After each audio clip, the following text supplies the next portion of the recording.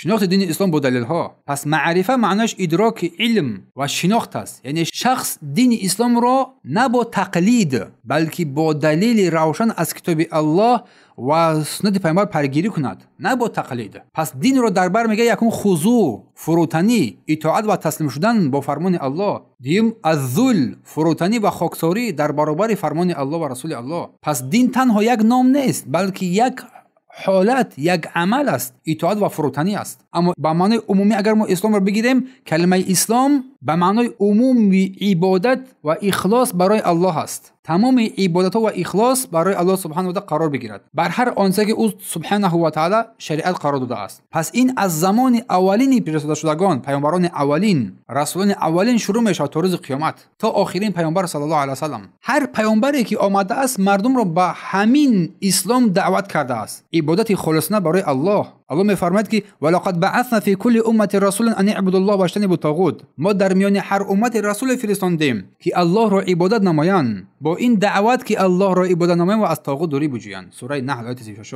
یعنی همه پیامبران و همه پیروان پیامبران در زمان خود بر اسلام بودند. هرچند شریعت ها فرق داشتند اما اساس یک چیز بود، عبادت الله سبحانه و تعالی. الله تعالی میفرماید از زبان ابراهیم علیه السلام: ربنا وجعلنا مسلمین لك و من ذریتنا امه مسلمه لك. ای پروردگار ما را در دو نفر از مسلمانان خود قرار بده و من ذریتنا و از نسل ما یک امت مسلمان قرار بده که تو را عبادت نمایند. ابراهیم دیگه چی گفت؟ مسلمان ما را مسلمان قرار ده و امت ما را و ملت ما را مسلمان قرار بده. اسلام عام میگن این را. پس معلوم میشه که شریعت های همه پیامبران اسلام بود، اطاعت و تسلیم شدن مخصوص الله سبحانه و تعالی. اما اسلام به معنای مخصوص پس از بعثت پیامبر صلی الله علیه و سلم، معنای مخصوص اسلام نه تنها با آنچه که وابسته می شود زیل رسالت محمد صلی الله علیه و سلم همه شریعت های قبلی را نسخ بکار کرد. از همین سبب است که هر کسی که محمد صلی الله علیه و سلم را پیروی کند مسلمان است و هر کسی که از او روی گردان شود و پیروی نکند و مسلمان است. پس اسلام دو قسم است، اسلام عام است و اسلام خاص است. اسلام عام تمام پیامبرانی که در گذشته بودند دعوت به سوی اسلام کردند، پیروان آنها مسلمان بودند. اسلام خاص بعد بعثت پیامبر صلی الله علیه و سلم. الله میفرماید که ان الدین عند الله الاسلام. البته که دین واقعی، دین حقیقی نزد الله دین اسلام است. سوره آل عمران آیه 19. و الله میفرماید که و من یتبع غیر الاسلام دینا فلن یقبل منه. اگر هر کس غیر اسلام دین دیگر را بپذیرد از او قبول کردن نمیشود و هو فی الاخره من الخاسرین. و او در آخرت از جمله زیانکاران و هلاک شدگان. سوره آل عمران آیه 85. پس اسلام به معنای عمومی عبادت به الله سبحانه و تعالی با آنچه که بر پیامبر در هر دور و زمانش شریعت قرار داده است. از آدم تا عیسی همه پیامبرانی حق بودند و پیروان آنها در حق و در اسلام بودند. اما اسلام به معنای مخصوص پس از رسالت محمد صلی الله علیه و سلم تنها با شریعت او وابسته است، به دین او وابسته است. به دین در آمدن تنها با ایمان آوردن با پیروی از رسول الله صلی الله علیه و سلم امکان می شود. و دلیل ها از قرآن بر این معنی، بر اینکه همه انبیا دینهایشان یک است، اسلام است، زیاد است. اسلامی که از ابراهیم علیه السلام بود. یهودی‌ها و نصرانی‌ها هنگامی که دعوای اسلام کردند، الله بر آنها آیت نازل کرد: ما کان ابراهیم یهودیا ولا نصرانیا. ابراهیم نه یهودی بود نه نصرانی بود، نه مشرک بود، ولیکن کان حنیفا. ولیکن حنیف یکتاپرست بود، مسلمان بود، مسلمان. و ما کان من المشرکین، از جمله مشرکان نبود. دعای ابراهیم علیه السلام که از خواندیم: ربنا وجعلنا مسلمین. پروردگار ما را مسلمان قرار بده. دو نفر خودش با اسماعیل علیه السلام ما را مسلمان قرار بده و از ذریه ما را، نسل ما را مسلمان قرار بده. و وصیت یعقوب را اگر که ما گوش بدهیم، با پسرانش چی وصیت کرد پیش از مرگش، نزدیکی مرگش؟ گفت: ام کنتم شهداء اذ حضر یعقوب الموت اذ قال لبنیه ما تعبدون من بعدی. آیا حاضر بودید وقتی که مرگ یعقوب نزدیک شد، به نزدیکی رسید، هنگامی که با پسران خود گفت: ما تعبدون من بعدی، بعد من شما چی رو عبادت میکنید؟ قالوا نعبد الهک، ما الهی تو رو عبادت میکنیم، و اله آبائک، و پروردگار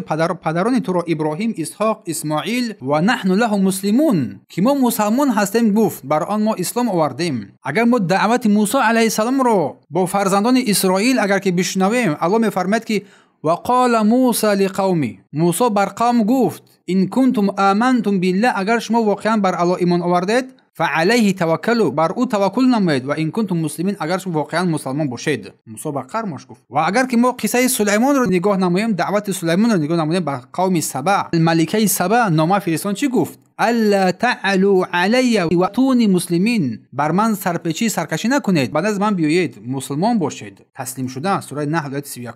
همه این آیات دلیل روشن است که تمام پیامبران در زمان خود آنها به سوی دین اسلام دعوت می‌نمودند. پس اصل دین یک است، شریعت ها گوناگون است. همه پیامبران دین داشتند که همان یک دین اسلام بود، تنها عبادت الله سبحانه و تعالی با توحید. پس تمام پیامبران انبیا در زمان خود همیشه مسلمان نامیده میشدند، همه‌شان مسلمان نامیده میشوند، هرچند شریعت ها فرق داشتند، اما اصل دین توحید و تسلیم شدن با فرمان الله سبحانه و تعالی بود. پس اسلام دین همه انبیا هست. تسلیم ملکه بلقیس، ملکه سبع، وقتی که برایش روشن شد با اخلاص گفت قالت ربی انی ظلمت نفسی، گفت چگونه تسلیم شد این فرمانده، فرمانروا، این پادشاه با عقل و فراست. ربی انی ظلمت نفسی، پروردگار من نفس خود ظلم کردم. و اسلمت مع سلیمان، با همراهی سلیمان من مسلمان شدم، تسلیم شدم لله رب العالمین، از برای پروردگار عالمیان. یعنی این ملکه بزرگوار که دارای قدرت و قوت و حکمت داشت، از این الله سبحانه و تعالی حکایت می‌نماید در زمان سلیمان که هدایت رو پذیرفت، نه به مثل طاغوتان سرکشی که در این زمان بسیار سرپیچی می‌نمایند. پس اسلام دین عیسی علیه السلام است. می‌فرماید الله سبحانه و تعالی فلما احس عیسی من کفر، هنگامی که عیسی حسیت کفر را از آنها کرد، قال من انصار کی است نصرت دهنده من الی الله، بسوی الله سبحانه قال حواریون کسانی که در اطراف او بودند چی گفتند؟ نحن انصار الله، ما نصرت دهنده الله هستیم. آمن بالله، بر الله ایمان آوردید. و اشهد بان مسلمون، و شهادتی بده ای عیسی که ما مسلمان هستیم، گواه باش ما مسلمان هستیم. پس دین اسلام علیه السلام دین اسلام بود و پیروانش هم چیز همشان مسلمان بودند. حتی اسلام اقرار فرعون در لحظه مرگش، حتی فرعون که آنان که سرکش بودند، سرپیش بودند، طاغوتان بزرگترین طاغوت در تمام جهان،